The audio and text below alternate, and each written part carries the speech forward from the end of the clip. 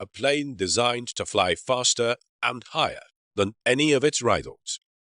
The Boeing 2707. This is the story of Kennedy's dream, an aircraft at the cutting edge of technology. In the summer of 1963, President John F. Kennedy announces a major new aerospace program. I'm announcing today that the United States will commit itself to an important new program in civilian aviation. He calls for America to build and fly a supersonic airline that will cruise at over 3,000 kilometers per hour. One of John Kennedy's heroes was John Glenn, the first American in space.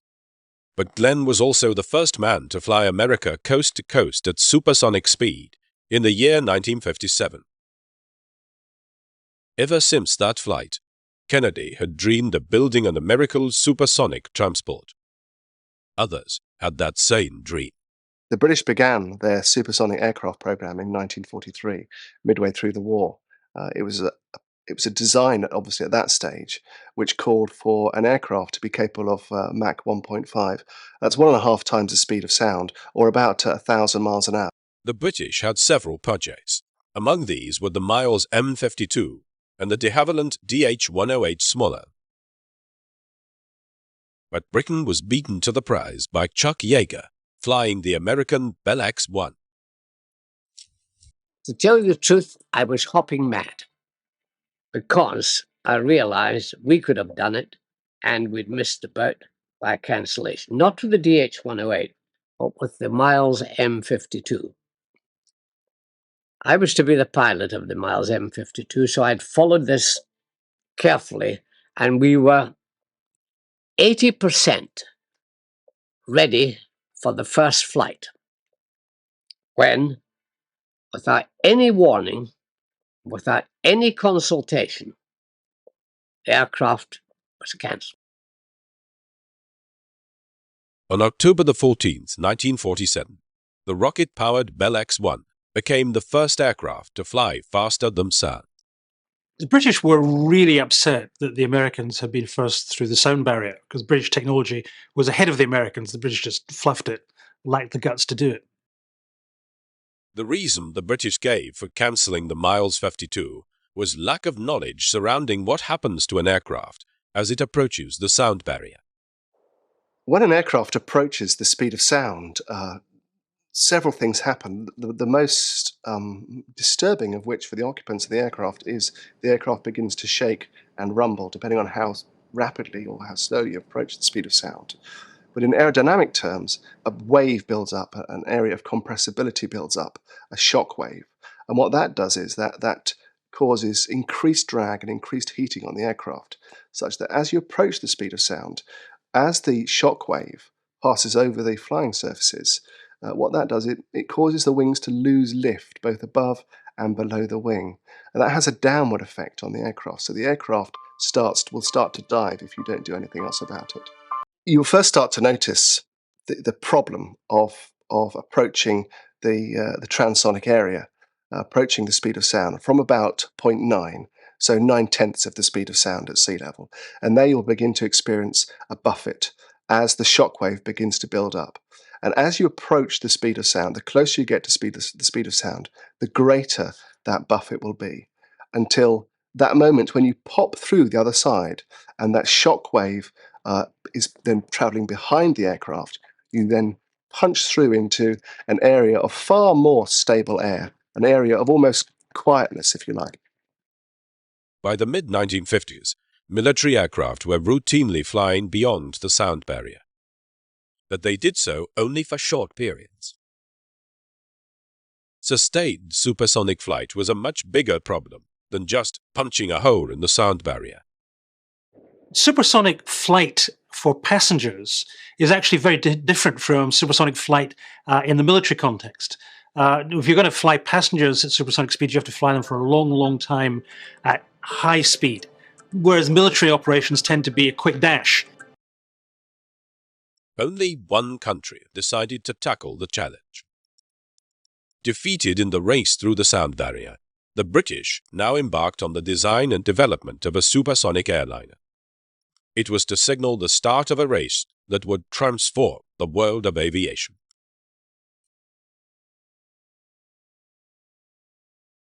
On March the 10th, 1956, the British re-entered the supersonic stakes with a vengeance when the experimental Fairy Delta II captured the world absolute speed record at 1,820 kilometers per hour.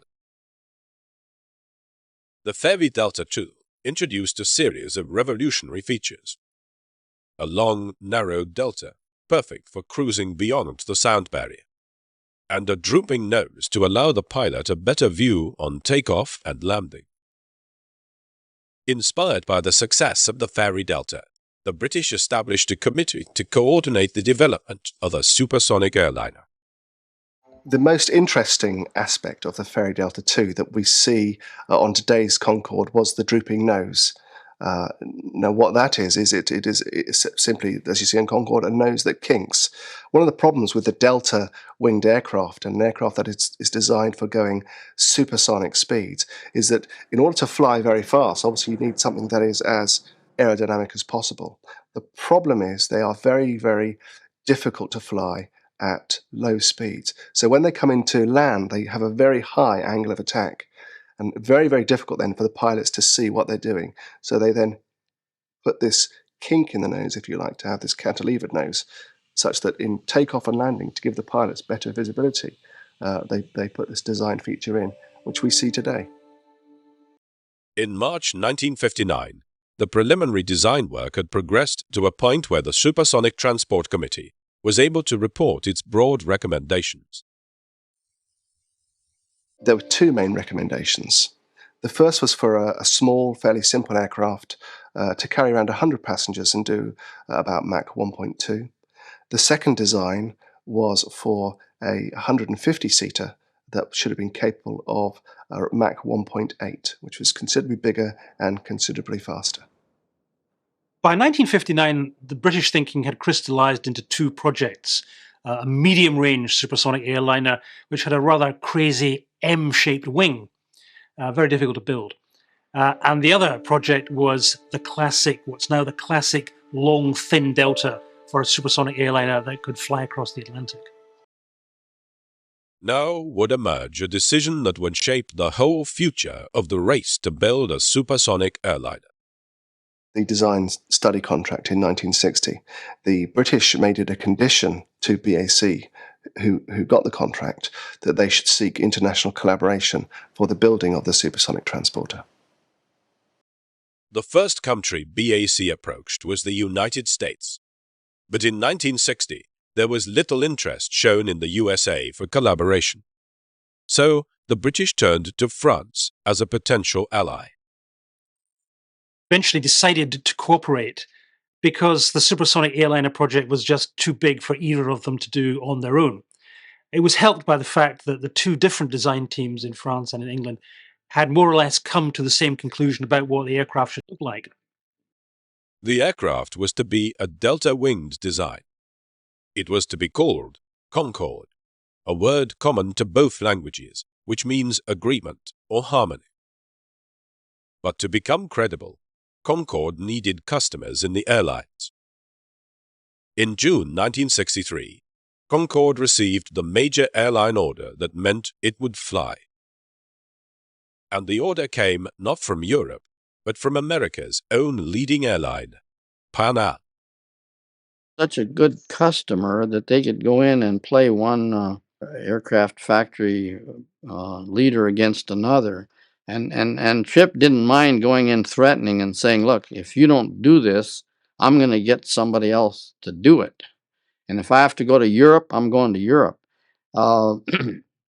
Tripp was an overpowering figure in the industry at that time.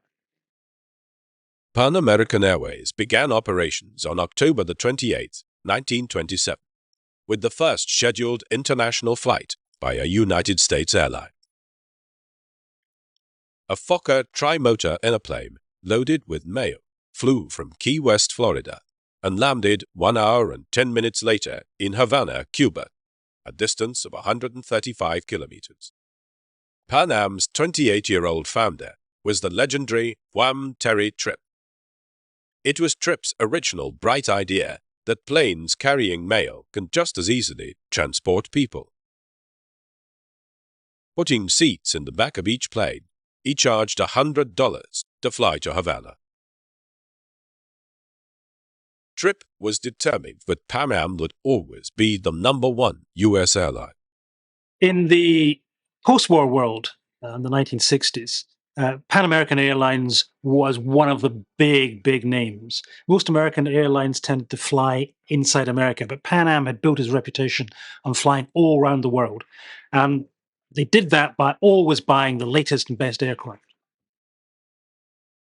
On October the 26th, 1958, Pan Am became the first U.S. airline to operate a jet passenger plane, a Boeing 707 christened Clipper America. It flew from New York to Paris, halving the normal flight time. One Tripp was also determined Pan Am would be the first airline to go supersonic. If you joined Pan Am as a pilot in the late 1950s or 1960s, the first thing they told you was, you hang in there, guys, because you are going to fly supersonic. Pan Am saw that being the first to be with the supersonic airliner as the thing that would brand the company as the place to go. But the Pan Am decision was to trigger an American response. Within days of the announcement, on June the 5th, 1963, President John F. Kennedy proclaimed his government's intention to support the American aircraft industry in developing and building a supersonic transport that American airlines like Pan Am could fly. When Kennedy heard that Pan American were going to buy the European Concorde, he was apoplectic. He was furious. And he phones up head of Pan Am, one Tripp, and just gives him a bawling out.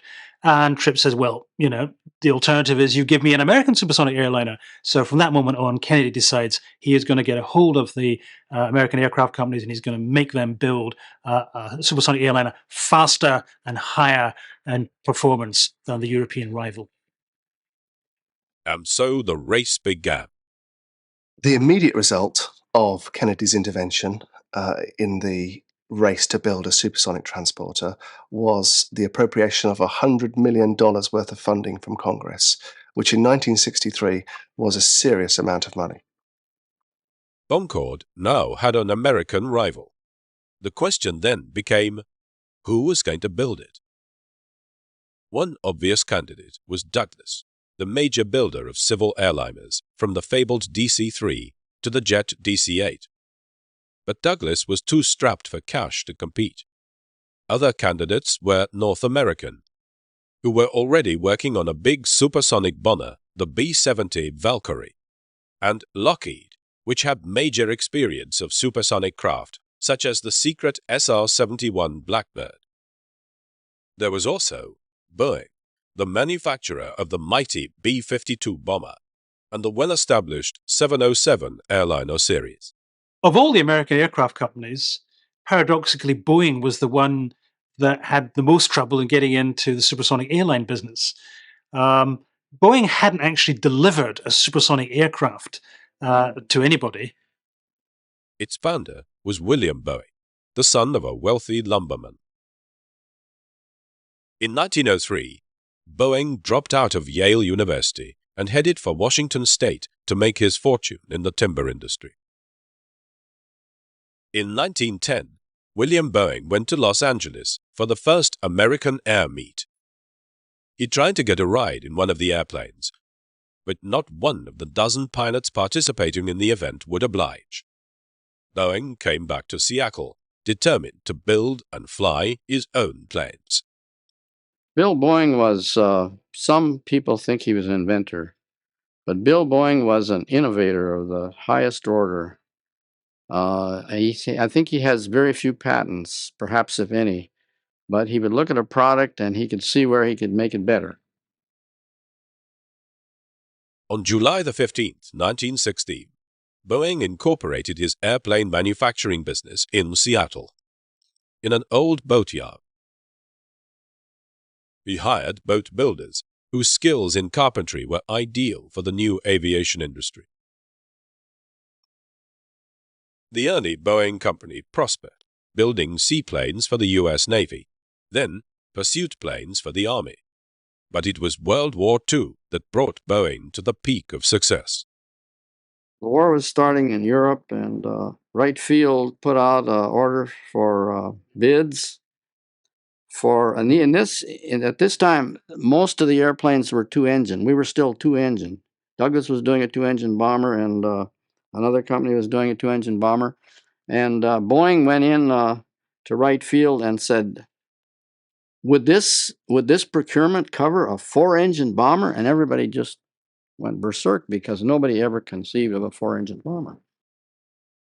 This was the XB-15, a four-engine aircraft with a wingspan of 45 meters. It was so big, you could tunnel out through the wing, and you could come into the nacelle, and you could make repairs in flight. A smaller version of this giant would become famous, the B-17 Flying Fortress, that would fill the skies during World War II. I think they ordered 13 or 14 what they call test airplanes, and that led to the Flying Fortress. I don't remember exactly how many were built, but it was around 13,000. And that airplane then went through the A series, B series, C series, all the way to H, as I recall. I'd say the story of the B-17 was it was such a versatile airplane, was able to keep carrying more bombs, more turrets. As American men went to war, women built airplanes. Thousands of women took up the slack in the workforce and helped boost production at Boeing from 60 planes per month in 1942 to an astounding 362 planes per month by March 1944. The B-17 was followed in 1942 by the B-29 Super Fortress. In Wichita, farm hands, housewives, and shopkeepers built B-29s on 10-hour shifts, day and night, during what later became known as the Battle of Kansas. World War II transformed the fortunes of the Boeing company. Before that, it was a serious manufacturer, but planes were built in small numbers. World War II meant Boeing was producing vast numbers of giant bombers on huge assembly lines. After World War II came the B-47, America's first jet bomber. And on April 15, 1952, Boeing test pilot Tex Johnston made the first flight with the B-52, which was to dominate the skies for the next 50 years. Then, Boeing took a gamble. In the 1950s, Boeing was doing quite well in military contracts for the B-47 and the B-52 bombers. But no aircraft company, can afford not to look ahead because it takes a long while to develop aircraft. And so they took a bold decision. They decided, well, let's take some of the profits from the bombers, some of that technology, and see if we could mix that into an aircraft that passengers would want to use, that the airlines would want to buy. We had all the knowledge of the B-47, the B-52, so it wasn't too big a job in the wind tunnel to develop a low-wing airplane that could be used as a tanker. And we knew they needed a tanker, so there had to be a tanker. And we hoped it could be a passenger airplane, although we weren't really sure that that was the case. So that's why the Dash 80 was born. The Dash 80 took to the air under the control of Tex Johnston, who had flown the B-52. Johnston was determined to show Boeing had built a great plane. So he barrel-rolled the Dash 80 over the Seafair hydroplane course on Lake Washington on August 2nd, 1955, a maneuver that only nimble fighter aircraft usually do. Boeing's president, William Allen, was there to witness it. And Allen turned completely white, looked over at his technical advisor, Wellwood Beale, and he said, "Did we authorize that?" And then just before he could turn around, here he came back again and did it once more. Boeing's gamble paid off. The Dash 80 became the prototype for the KC-135, the first jet aerial tanker, and that turned into the Model 707. the first in a long line of Boeing commercial jet airliners. Boeing had done something clever with the 707. Using about 1/10 of the fuel, the $5 million 706 could carry as many transatlantic passengers a year as the $30 million Queen Mary ocean liner. Boeing had created a market and killed the passenger liner. In 1958, with the 707 entering service with Pan Am, Boeing set up a small group to concentrate on developing a supersonic passenger aircraft. By 1960, the company was spending over $1 million annually on the project. The design was designated the Boeing Model 733. Boeing actually started work on supersonic passenger airliners very early on, right at the beginning of the 1950s. But in a kind of research way, is this possible? Where are the engines going? Where is the metallurgy going? But what you begin to see is by the end of the 1950s, they're starting to get quite serious about it. They're beginning to think this can be done. With Kennedy's call for America to actually build the SST, the Model 733 could become reality at last.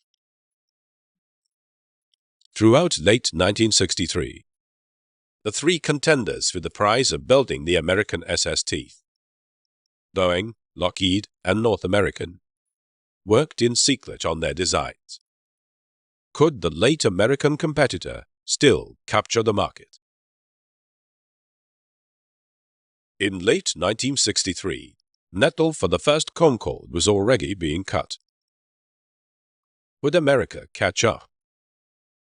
There was a recent precedent. The British Comet had been the first jet airliner in service in the 1950s. But a series of fatal crashes revealed serious design flaws that had resulted from the Comet being rushed into airline operation to beat the Americans. As a result, the Boeing 707 came from nowhere to dominate the skies of the 1950s and 1960s. The Americans came late to the supersonic race. They wanted to leapfrog the Europeans, and so they decided to go faster. The Europeans were going for Mach 2.2, which meant they could build Concorde out of existing materials using existing technology. The Americans decided to go way up to Mach 3 through the so-called heat barrier, which meant that because of the stresses on the plane at those speeds and the heat that would build up on the fuselage, they had to use new materials. So the Americans were going for a technological breakthrough to try and get ahead of the Europeans and bury the competition. To beat the competition, both at home and in Europe, Boeing proposed a plane that was far bigger than Concorde. It was designated the 2707. Boeing realized that if they were going to beat the Anglo-French Concorde, they would have to be bigger, better, and faster. So their design was for a faster aircraft and for one that would carry 2.5 times the number of passengers as Concorde. So instead of 120, we're looking at 277 passengers on board. To help design its new 2707, Boeing built an amazing life-size mock-up. The aircraft was 93 meters long, a third bigger than Concorde. There were 277 seats, 30 first class and 247 tourist. 2.5 times the number of passengers the small Concorde was designed to carry. The seating layout in the 2707 was revolutionary. Till then, seating in planes was 2 cramped seats on either side of a single aisle, which made planes seem very claustrophobic. Boeing decided that in order to entice people into this new aircraft with these fancy speeds, they'd have to offer a bit of something else. And so they made the fuselage bigger so they could get more seating in. Today we are very used to three sets of seats, 2 aisles. But this was the first time when Boeing was developing the supersonic airliner that they decided to introduce that into an aircraft. By comparison, the Concorde has a very narrow fuselage and the old-fashioned till-abreast single-aisle layout. The 2707 would be powered by 4 massive turbojets, each capable of generating nearly 3 tons of thrust. At takeoff, the 2707 would weigh over 300 tons. The Boeing 2707 had two other very interesting features. The first was a drooping nose, not unlike we see on Concorde today, to allow the pilots much better visibility in takeoff and landing, and then to be flicked up for that needle-like high-speed flight. The second design feature was also to do with the differences between low speeds for approach and landing and high speeds in supersonic, and that was the swing wing. The wing was able to pivot for those slow speed areas, making it easier and safer to fly when taking off and landing. But then when it was up above the Atlantic or Pacific or wherever it was going to go and approaching its speeds of Mach 2, you could sweep the wings back and get a very similar effect to the Delta. The wings on the mock-up of the Boeing 2707 could be moved manually from fully aft with a 72-degree sweep to fully extended with a 30-degree sweep. The Boeing Supersonic airliner was really pushing the boundaries of aviation technology. They were going to go faster, they were going to go faster for longer, which meant new materials, new kinds of engines, new kinds of avionics. It was a risk. One group who thought that were the Lockheed Company, who were busy with their rival SST, the Lockheed L2000. The Lockheed design for a supersonic airliner was simple, elegant, beautiful. No complex moving parts like a swing wing. They'd adopted the narrow delta that everyone knew was going to work. It was within the boundaries of what was possible. They were minimizing the risks, and that's why it was a serious competitor. As the time for submitting final design entries drew closer, Boeing was still plotting to outdo the competition. As the design process went on, it became obvious that the Boeing entry was going to be terribly complex, terribly expensive. That made the airlines who were going to have to buy and use the thing frightened. So Boeing started adding on more and more passengers in the hope that it could make a profit that would make up for the escalating costs of the aircraft in the first place. Size does help you a little bit on efficiency, at least it has on the other airplanes, and so obviously you can go overboard and be too fast, but too big. But I think that we felt the Concorde was too small to be a successful system. It was the last day of 1966 when the final design winner was announced. It was the revolutionary Boeing design. I think it was a very tough competition. The reason we won the configuration was not necessarily that the airlines liked our configuration any better. My personal opinion is that I think that they felt that they would rather have Boeing build their commercial airplane than the other two manufacturers, because we were in the process of building commercial airplanes at that time and been working with the airlines. And my personal opinion is that we were picked as a company, not as a design. It was a surprise that Boeing won because they had so little experience in building working supersonic aircraft. I mean, they were famous for the B-52 bomber, which is subsonic. Everyone else, I mean, Convair, Lockheed had built large and fairly successful supersonic aircraft. So this was the new guy on the block suddenly being given the job, and everyone thought, can they do it? Boeing predicted that if design and construction of prototypes began early in 1967, the first flight could be made in early 1970. The first aircraft could then be ready for airline service in mid-1974. They were talking nonsense. They had no idea of the problems they were about to face. The main problem in designing the Boeing supersonic airliner can be summed up in one word: the weight. This thing just got fat. It got heavier and heavier. It wasn't going to make money. They had to then strip out weight, and in the end, the biggest weight penalty was going to be the mechanism to make the wings swing. As we got beyond the preliminary design stage to build it, the weight got too heavy. The empty weight got too heavy. That was the main problem. The weight just got out of hand, and we couldn't meet the weight statement that we'd estimated for the configuration at the start. The project slammed to a halt for a year as Boeing considered alternatives. In October 1968, Boeing emerged with what was virtually a complete redesign. There was only one way to solve the weight penalty problem. That was to take the swing wing out. Boeing's swing wing disappeared mostly because of the extra weight. That huge hinge in there was very, very heavy. The 2707 was also reduced in size. Seating was reduced to 234 passengers, though that was still bigger than Concorde. And now, a new problem appeared to haunt the project and eventually kill it: the sonic boom. We knew it existed, but frankly, I didn't think it was that bad. The sonic boom that the airplanes we were talking about was like thunder and lightning, where the thunder hits about 2 miles away. And I guess I just didn't figure it was that bad. In order to explore the effects of the sonic boom on, for example, urban areas, the American Air Force conducted an experiment in 1964, which is something I don't think we would ever contemplate doing today.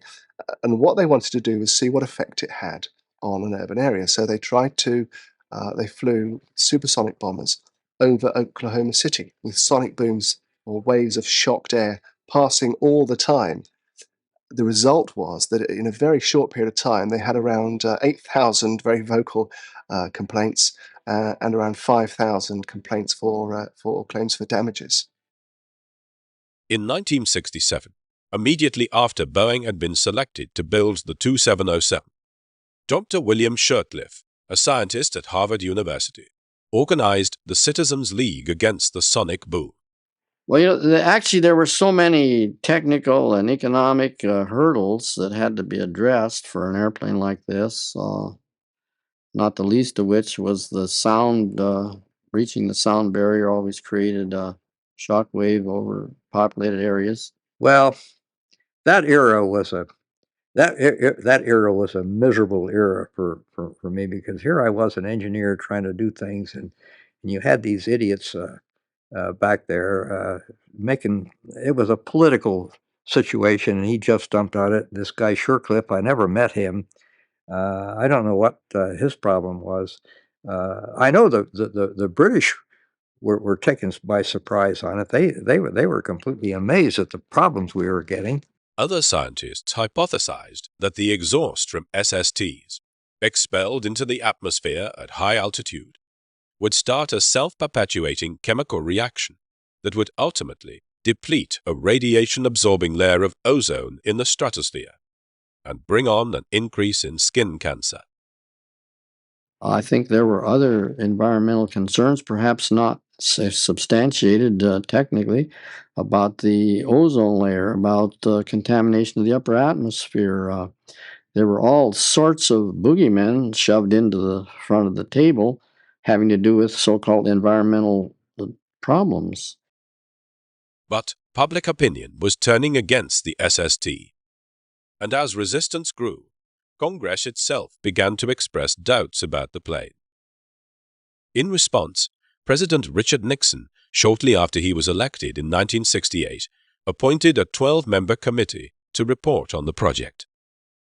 Nixon was a firm believer in the SST when he came to power, like Presidents Johnson and Kennedy before him, and he felt that the SST was essential to American prestige. And in order to underline the case for the SST, he appointed a committee. To his great surprise, I think, and consternation, the committee came out against the SST and decided it was completely unviable. Apart from the sonic boom, the Boeing SST was encountering other problems. When he set the goal for the American SST, President Kennedy had decreed that it would fly faster than its European rival at Mach 3. But at that speed, an aircraft's skin becomes red hot. You have to make it of expensive materials that will not melt or crack at those temperatures. To reach the speed that the 2707 was going to go at, you had to find new materials to deal with the buildup of heat. The most effective material would be titanium. And at that time, titanium was really, really complex to machine, very expensive to get a hold of. it was going to make the whole project uncommercial. It's tough environment, and temperatures in Maine is a real big problem. Whether you can ever design a structure to meet all this and still have enough left over to make any money with is not too clear at this point. The British had long since decided that these problems were too difficult and expensive to bother solving. Concorde would fly at less than 2,000 kilometers per hour, where the heating problems were much reduced. Concorde could therefore be built out of standard metal alloys to keep the manufacturing costs down. You went much faster than Mach 2. We got too hot for aluminum. I don't know. Aluminum, I can't tell you exactly, but you wouldn't want to go too much beyond 2 to get to with aluminum. So you needed a better material. And titanium was quite capable. It was a good material, and we felt that it would be. So part of the program was learning how to manufacture. As Boeing's engineers grappled with the problems, the 2707 program suffered delay after delay, while costs skyrocketed. We spent several $1 million of our own company money in working titanium on the side of the outside of the contract on the SST, but maybe we were too ambitious. It might have worked at 2.5 Mach number, but I think that you go 3 and that's 400 degrees, and that's too hot. On May the 18th, 1971, the United States Senate met to vote on a motion to end funding the SST project. President Nixon had worked hard to persuade the senators to keep on with the project, but without success. The Senate voted 58 to 37 to kill the Boeing 2707. I think that Kennedy's decree that the SST should be bigger, better, and faster than the European rival did cause major problems for Boeing and for the whole project right throughout it, because they were always aiming for this kind of Kennedy standard of Mach 3 and all the problems that are associated with flying at Mach 3. I think that was too hot. It just wasn't practical. I think we could go faster than the 2. I think 2.5 would have probably been okay from a temperature standpoint, but certainly any higher than that would have probably not been practical. Europe looked like it had won the technological race. In 1973, only 18 months after the Boeing SST project was cancelled, Concorde made its first visit to the USA to attend the inauguration of the new Dallas-Fort Worth airport. During its 4-day stay in Texas, Concorde made supersonic demonstration flights over the Gulf of Mexico and proved to be the outstanding attraction in the flying displays, which formed part of the airport dedication ceremonies. But it would soon become clear that Concorde's victory was no victory at all. The problems that beset the Boeing 2707 and eventually killed it also affected Concorde, particularly the sonic boom. British Airways flew its first ever regular supersonic flight between London and Bahrain in the Persian Gulf on the 21st of January, 1976. Unfortunately, the route was mainly overland, forcing Concorde to fly at subsonic speeds on large portions of the flight.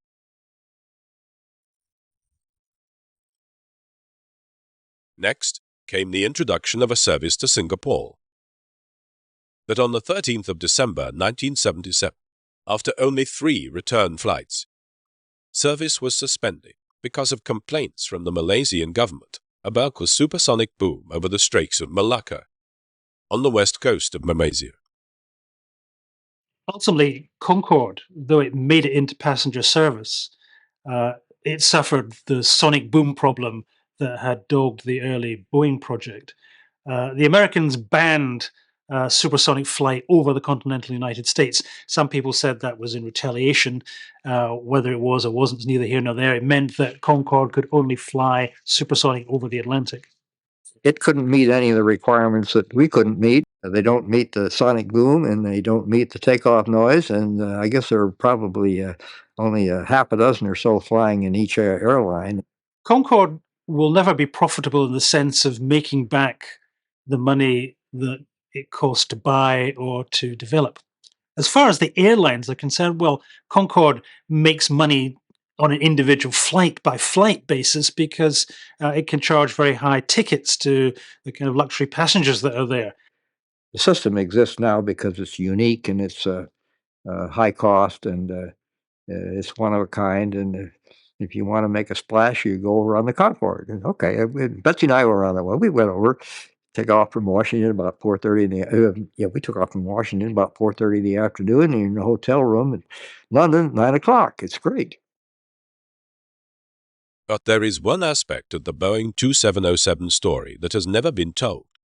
A development that was to usher in the age of airline travel for everyone. On December the 22nd, 1965, Boeing's chairman, William Allen, and Juan Trippe of Pan American Airways signed a letter of intent which committed Pan Am to purchasing 25 of a new cargo plane. Unlike the 2707 that was dominating Boeing's attention, the new plane was almost an afterthought. Boeing kept it simple. The design was just a scaled-up 707. They called it the Model 747. The world would call it the Jumbo Jet. The 747 is an amazing story. And it started back right after the Vietnam War, where the government said, we need to move a lot of material and a lot of people around the world in a hurry. The 747 was actually developed in tandem with the Boeing Supersonic project. And the aim was to put in the 747 what you couldn't get in the supersonic aircraft, which was freight. It was just meant to be a big cargo plane in the first place. The Boeing company in 1965 decided to scale up the 707, I think as a freighter originally, but soon realized you could pack so many people into these aircraft and fly them at high subsonic speeds that it was very, very commercially viable, made great sense. When the dream of supersonic passenger flight died, there was only one plane to step into the breach, the 747. The first 747 entered service with Pan Am in 1970 and started a true revolution in flying. Suddenly, the cost of long-distance air travel was within the budget of the ordinary family. The age of mass air transport was born. I think the 747 will still be flying in 20 years. It's one of the major developments of this century in aerospace. Curiously, there's one hangover from the old supersonic project that ended up in the 747, and that was the seating arrangement. When they transformed the 747, the jumbo jet, into a passenger plane, because it was wide-bodied, they could put in a couple of rows, you'd get a lot more seats. And that was the original dream that the supersonic transport had been born with. But Boeing's interest in supersonic passenger flight did not end with the 2707. In Russia, NASA found a mothballed example of the Soviet SST, the Tu-144, nicknamed the Concorde. The Russian SST actually flew just a few months before Concorde. And when people saw it, they said, gosh, that looks like Concorde. And that's because, of course, the Russians had stolen, line for line, page for page, the plans of the Concorde and built it themselves. But the Concorde never entered international service.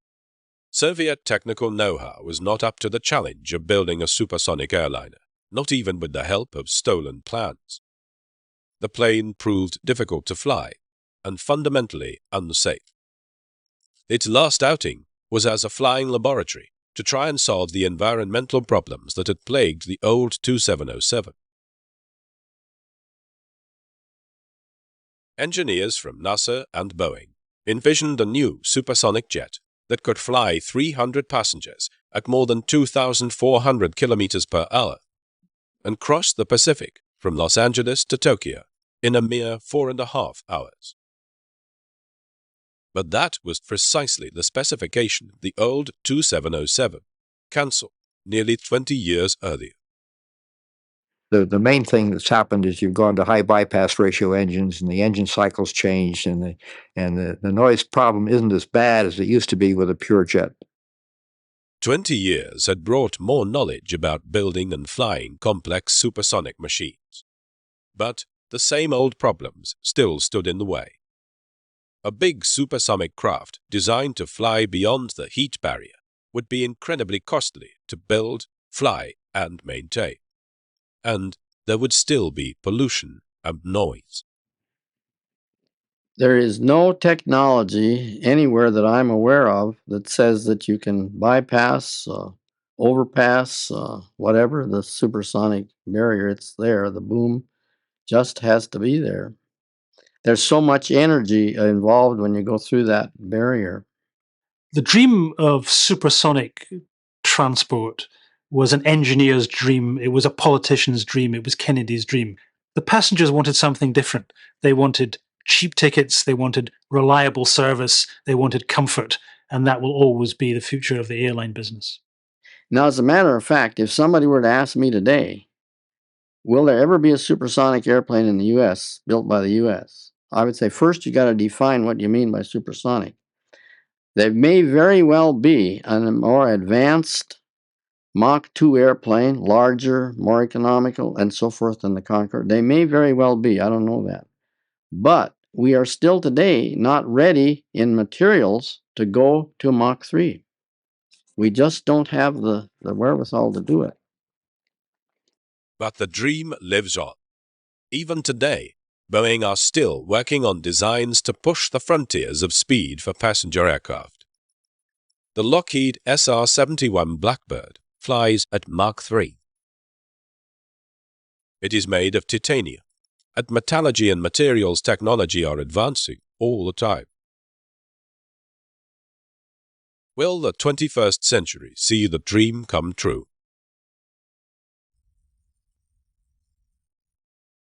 This is the challenge and the true legacy of the Boeing 2707.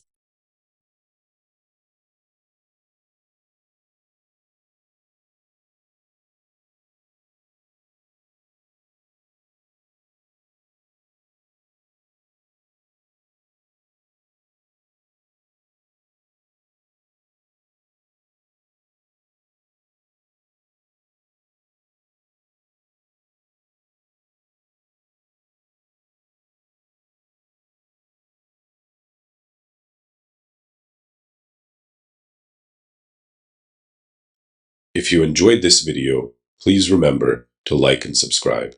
And as always, thank you for watching.